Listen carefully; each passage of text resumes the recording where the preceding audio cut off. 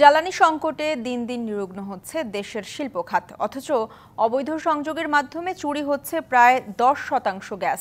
এসব অবৈধ সংযোগ দেওয়ার সাথে অসাধু ব্যবসায়ীর পাশাপাশি খোদ কর্মকর্তারা জড়িত। শনিবার রাজধানীর একটি হোটেলে জ্বালানি সংকট নিয়ে আয়োজিত অনুষ্ঠানে এসব কথা বলেন শিল্প উদ্যোক্তারা। সংকট সমাধানে দুর্নীতি বন্ধ এবং ব্যবসা উন্মুক্ত করার চেষ্টা চলছে বলে জানিয়েছেন বিদ্যুৎ, জ্বালানি ও খনিজ সম্পদ উপদেষ্টা।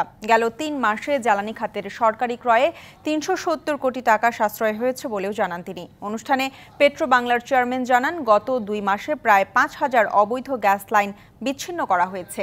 এতে প্রতি মাসে প্রায় 30 কোটি টাকা সাশ্রয় হচ্ছে। তিনি জানান, এখন থেকে শিল্প খাতে সর্বোচ্চ গুরুত্ব দিয়ে গ্যাস সরবরাহ করা হবে।